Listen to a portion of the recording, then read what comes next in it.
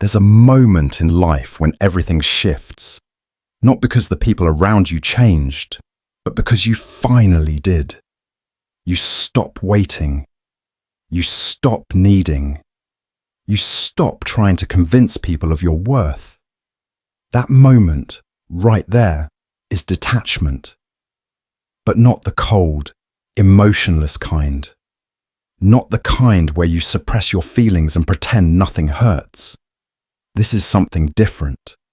This is the kind of detachment that Carl Jung hinted at when he said, "Until you make the unconscious conscious, it will direct your life and you will call it fate." Most people spend their lives reacting. They chase love. They chase validation. They try to fix people who don't want to be fixed. And the more they chase, the more they lose themselves. But when you master true detachment, you stop chasing and start observing. You no longer respond from old wounds. You don't beg for attention. You don't fear being misunderstood. Instead, you become aware of your patterns.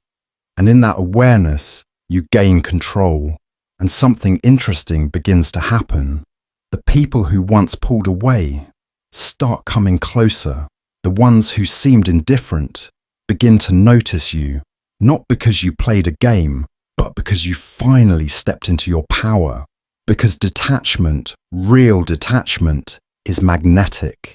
It means you're not trying to force connections.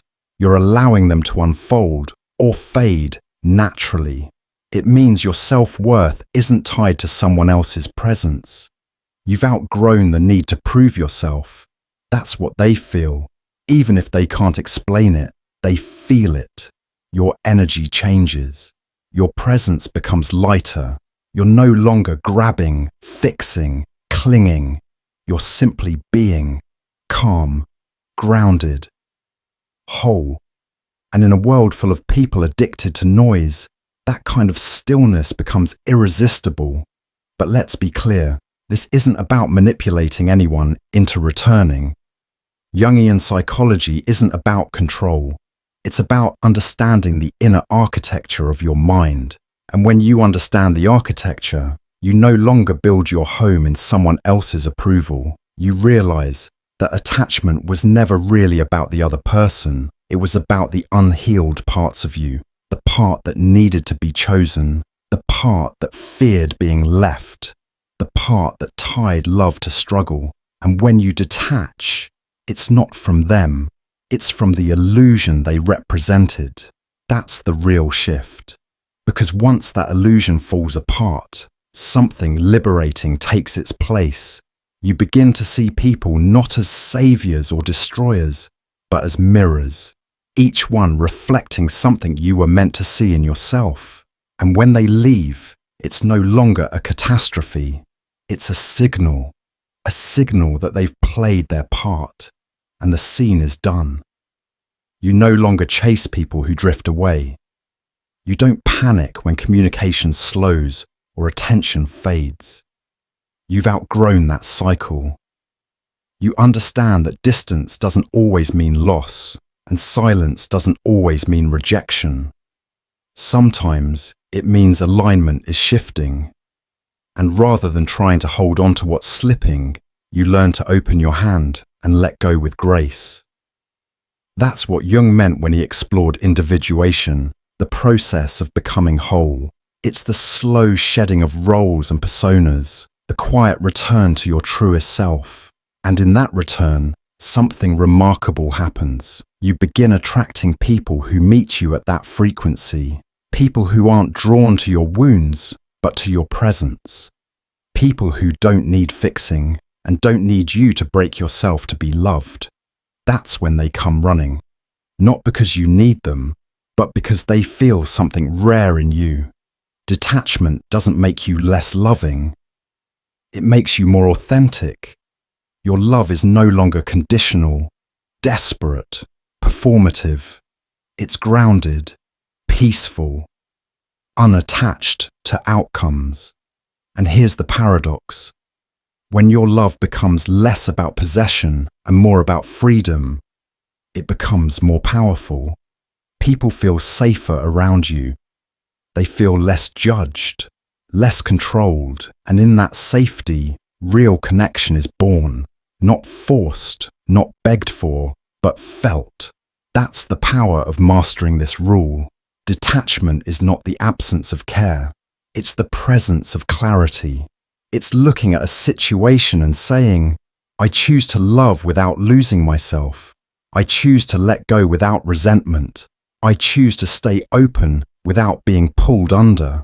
And in that space, you become someone who doesn't need to be chased, explained, or rescued. You become someone who can walk away without anger and stay without fear. Because the people who are meant for you won't need to be pulled. They'll stay because the connection is real, not forced. And when that connection is real, it doesn't demand your anxiety to sustain it. It doesn't thrive on your insecurity. It simply exists, quiet, steady, unshaken. That's the kind of connection people start craving when they've exhausted themselves in chaos. When they've run the loops of superficial attachment, they come looking for depth, for stillness, for someone who doesn't flinch at silence.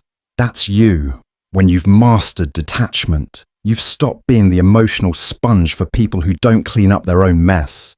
You've stopped carrying the weight of relationships that drain more than they give. And you've stopped defining yourself through someone else's inability to choose you.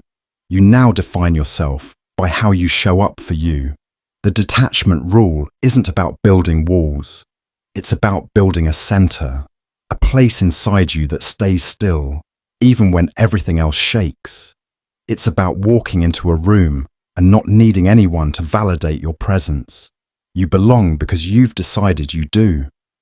And when you no longer seek external confirmation for your internal worth, something rare happens. People begin to see you differently, not because you've changed to meet their standards, but because you've stopped lowering yours. You begin to attract not what you chase, but what you reflect. The clearer you become on who you are, the less you tolerate confusion from others. You don't argue with people who don't see your value. You accept that their vision is not your responsibility. You don't cling to what's fading. You observe it, learn from it, and let it fall away. And most of all, you don't sacrifice your peace for the illusion of closeness. This kind of detachment isn't passive. It's not indifferent. It's intentional. It's rooted in Jung's idea that true freedom comes from integration, from knowing both your light and your shadow, and not being afraid of either. Because once you've looked your pain in the face and embraced it, you no longer need someone else to fill the void. You've already filled it with presence, with awareness, with truth. And when you live from that place, you become a mirror people can't look away from, not because you try to impress, but because you radiate something they haven't found in themselves yet. And in that mirror, they see both their fear and their longing. They feel the pull, not to own you, but to understand how you became so untouchable by the things that once broke them. And that's why they come running. Not out of pity, not out of guilt, not because you said the perfect words or played the perfect game, but because you became something they couldn't ignore. Not a person who begged to be seen, but one who learned to see themselves so clearly they no longer needed anyone else's gaze to feel real. You became calm in a world addicted to chaos, whole in a world of fragments, rooted while others were drifting. And that energy, that quiet, unwavering presence, it draws people in because it carries something rare, integrity, a self not shaken by rejection, not distorted by attention, not dependent on applause. This is what Jung meant when he spoke of individuation, the realization that the journey isn't about becoming someone else's version of worthy. It's about becoming whole within yourself, so deeply that whether someone stays or goes doesn't destroy your identity. You remain, you endure, you grow. So when they come back, and some will, you won't need to make a decision out of emptiness. You'll choose from fullness, from clarity, from peace. You may let them in, or you may not. But either way, it won't be to complete you. It'll be because they align with the life you've already built without them. And if they don't, you'll keep walking, because when you master the rule of detachment, you no longer live waiting for someone to pick you. You already picked yourself. And that is the only choice that ever truly sets you free.